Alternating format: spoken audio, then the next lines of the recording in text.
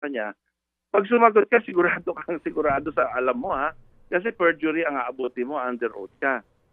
So, ang nangyayari sa kanya, pag hindi siya sure, isabi niya, babalikan ko po kayo, i-check ko po kayo, kasi gusto niya sigurado yung sagot niya. Attorney, wala tayong question sa nervyos, no? Sa pressure, tense na tense ka, pero sa ating pong mga pangkaraniwang pong mga mamamayan, simple ho lang naman ang tanong eh. At yung sagot, hindi mo na kinakailangan pag-isipan o balikan kung totoo yung sagot. Halimbawa, ito po, maganda itong si Nancy Gamo na ngayon po nagpapa-interview sa ilang mga media. Si Nancy Gamo ang lumakad sa mga papeles ng Pogo. Tao ito ni Mayor. Nung simpleng tanong lang sa kanya, ito ba'y kilala mo? Hindi ang kanyang sagot. Paano kami maniniwala ka, Mayor, doon?